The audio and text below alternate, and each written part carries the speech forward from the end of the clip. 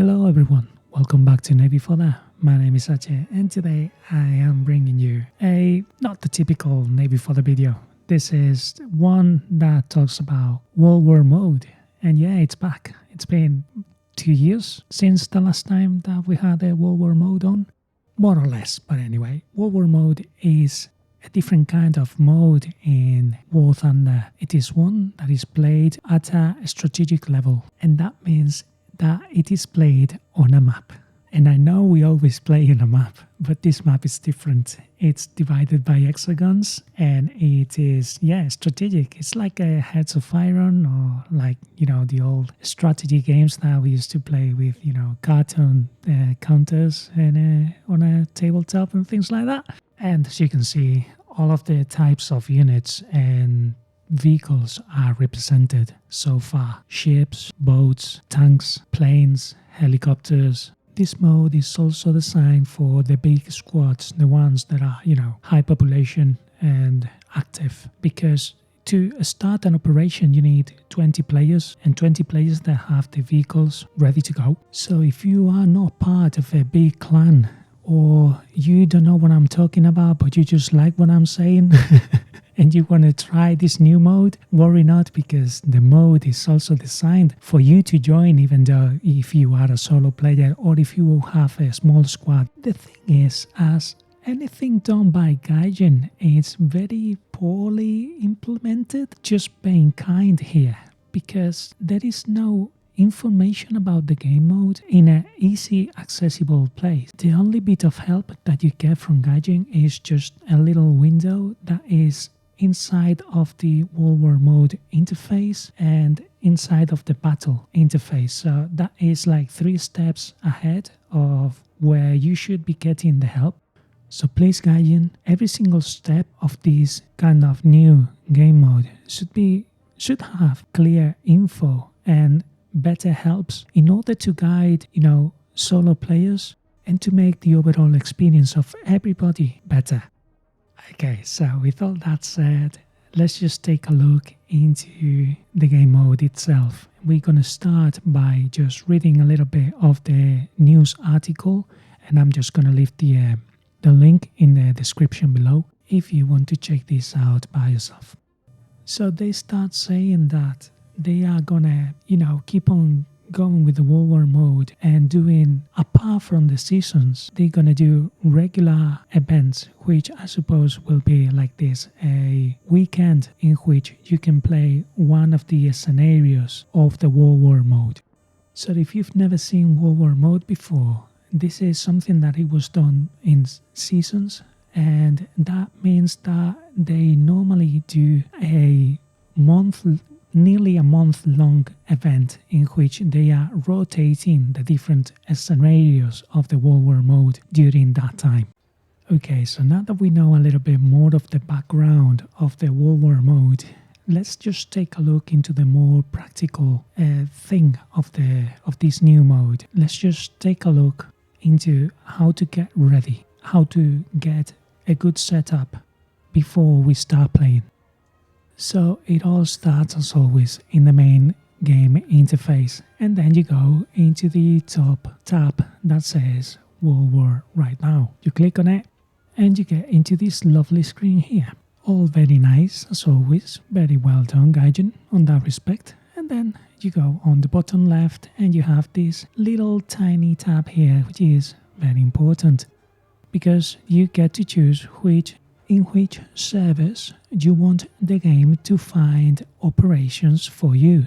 So you have the lowest ping, because in the last time that we could play this World War mode thing, the ping was all over the place. It was terrible, and it does show that what they are saying here, because I was playing like late in the night, so it was virtually impossible for me to play because of the packet loss and of the ping mainly. It was and apparently it was caused because the game was trying to get me in the North American region rather than finding games on Europe, even though they were less populated. So with this little feature, they have been able to resolve that. The thing is, we wrongly assumed that the servers were, and having a high load, and we players assumed that because the communication on your part, Gaijin, is as always a bit, it was inadequate. Let's just be kind here. Yeah, so disappointing about, these players assuming things. And Gaijin. So yeah, after all that rant, what we have to do now is set the priority. As always, with servers, you need to choose whatever is closer to you geographically. So, for example, I live in Germany, so I set the max priority cluster on Europe. And the number 2 will be Russia, and the number 3 will be United States, because I want to select the maximum priority on the closer located server. And now we are on to the good stuff. We are going to find an operation and wreak havoc. So we just click on whatever side you want to be taking part on, and let the game find an operation for us. And just wait a bit. It does tell you how many operations are on and all that, but I'm sure it will take no time. It'll be, it's going to be now. We're nearly there. Okay, so we found the server, we found the game for us, and now we are present with the interface. It's different than the one that we had before. This one is more easily approachable, in my opinion.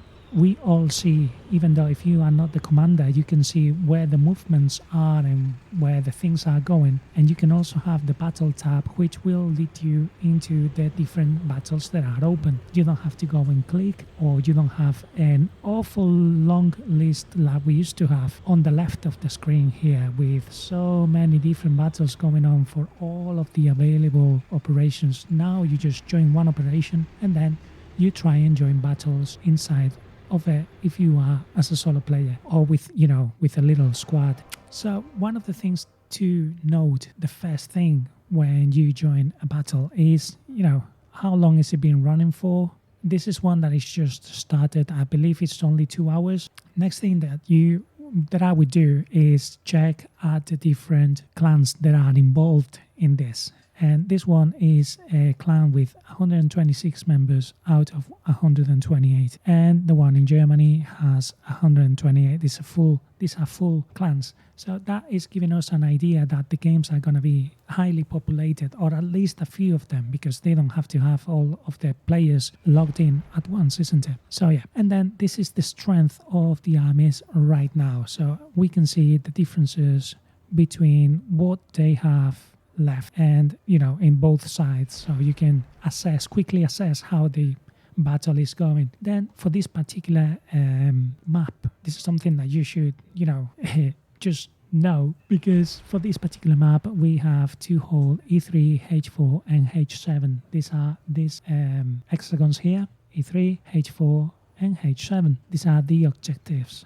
Germany has to hold at least one for the 2 hours, and the British side needs to hold the 3 of them in order to win. So once you know a little bit of it, there's some map filters. You can, take off the different things. If you are a solo player, I'll just leave it like it is. But maybe this way, if you take off the grid, maybe this way it's easier for you to see where the battles are, because you can join battles from here if you click on this, or you can just go onto the battle tab.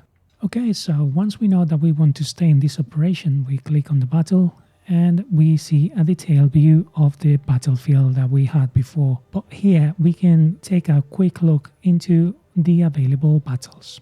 And these are coded by different colors, and they mean different things. Let me just bring one up with all the different options. As you can see here on the left, we can have black, red, yellow, and white battles, with the colors meaning the different states in which the battles are. The black battles are the ones that have already started, but you can't join them. Red battles are the ones that are as well in progress, but you can join them. Just before you do, please check the time. Yellow battles are the ones that are starting. That means that players are going in them.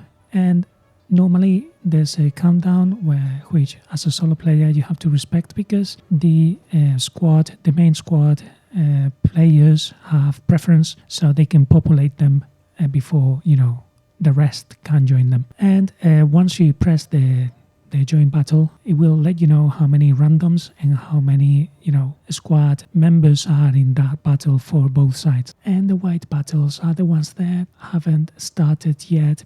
They will become yellow, they will be in preparation when the requirements are met. They activate in order, and also once they have enough players in the previous battle.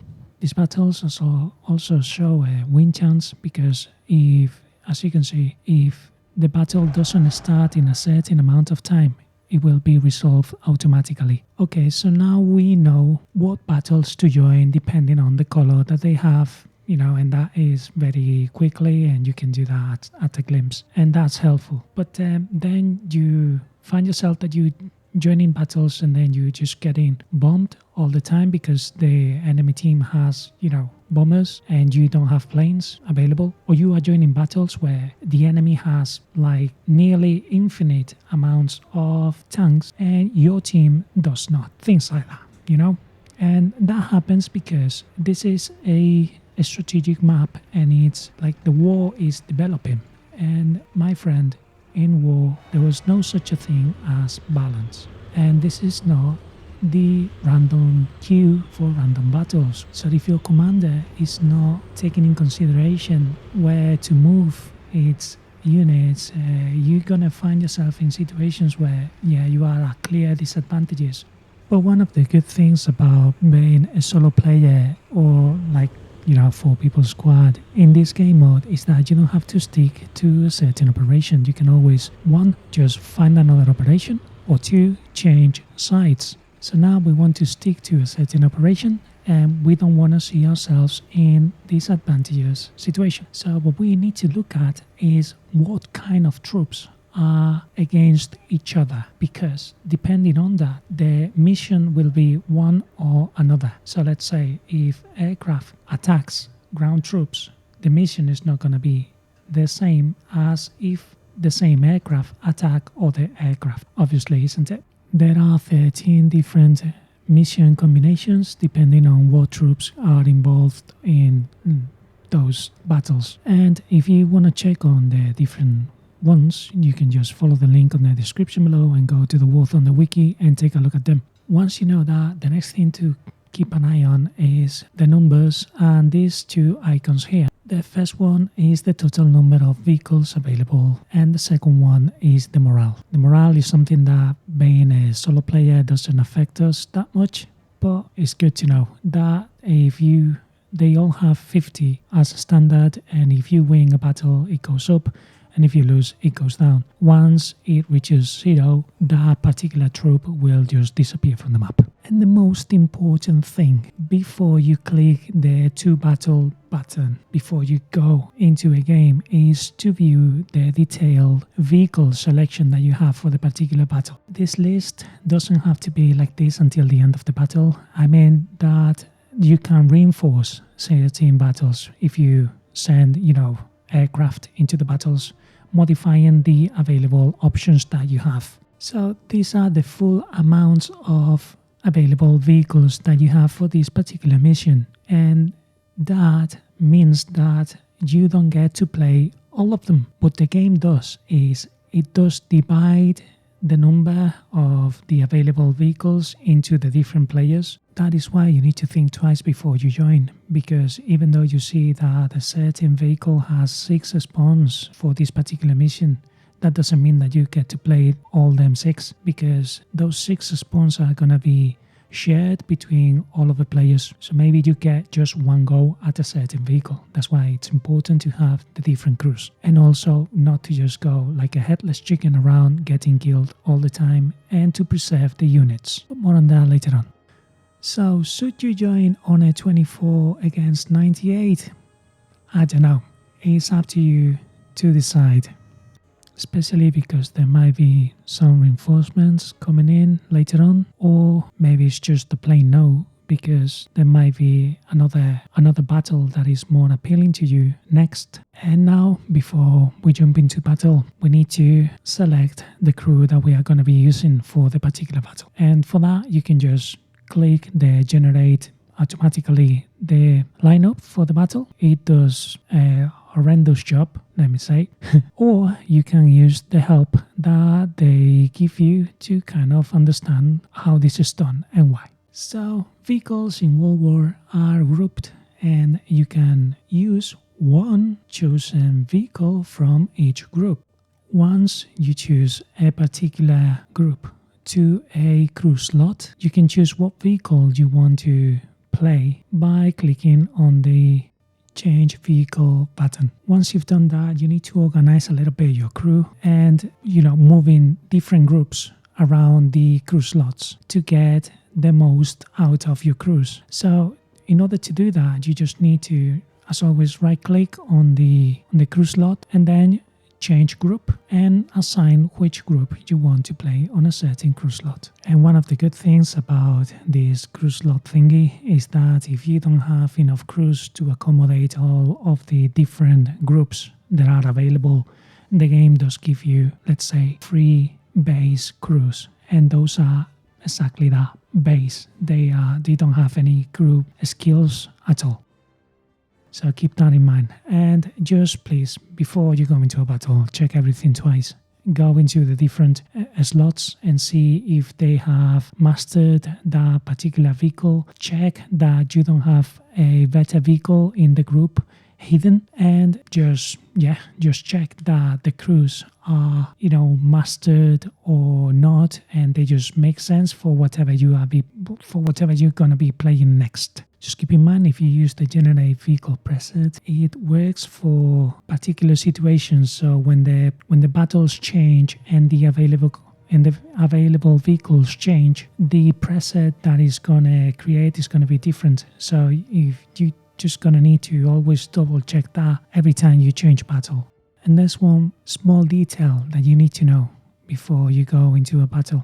And it is that in this particular mode, there is something that is nowhere else in this game. And it is called the safe exit area. That is an area where if you J out, your vehicle won't be counted as a lost. You can easily imagine the implications that does have in a game mode like this, where the numbers count as much. So please don't just, let yourself killed to go into the vehicle selection screen quicker, because that vehicle is one less vehicle that you're gonna have, that the whole team is gonna have in the pool. So once you have released the bomb with your bomber, don't linger too much above the battlefield. Just go to the safe exit area. If you are on a fighter plane and you get a critical, and just don't hang around waiting for new players to come in. Go to the safe exit area. Just please keep the numbers high, because that means that you're gonna have higher chances to win the game. So please follow this, and I think that you will be having more fun games in the long run in this game mode, and you'll be able to enjoy the games more once you know where you are joining and why the battles are like that, because there's not much info out there. You need to go to the wiki in order to get all this info, or play an awful lot of games in order to get to know how all this works. So remember not to just charge forward, because this mode is one that you are playing against groups, and sometimes big groups of people coordinated with voice comms. So they're gonna be moving and planning. So don't just try and be like you try to play this like you do in random battles. Not all this sounds obvious, but it's clearly not. What I'm trying to say here is, please just take a couple minutes before you press the join button to see if this battle is what you want to be playing. And here comes the bomb. Those are 2 AIs of the convoy. As you can see, I release and I turn immediately towards the safe exit area. It's just unlucky that I get hit and wonky camouflage. Got 1 kill, so that's good. But now we need to take this fire out and travel all the way to the safe exit area.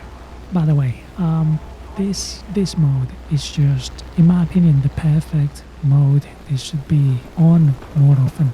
This game mode combines all the good things of War Thunder, its physics, then the third-person view, and historical lineups and historical kind of scenarios, which have a more mission-driven objective on them, and that's good for a change, that you just don't have to cap the A, B, C point as you always do.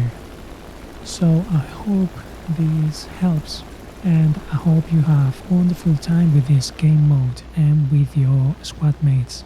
I myself can't wait to play Luthor again and to see what other scenarios for naval they bring to the game, because the amount of units that we have right now is, we have many more, and we have battleships right now, so we could do some interesting scenarios for naval. So yeah, thank you all for watching, and I'll see you on the next one.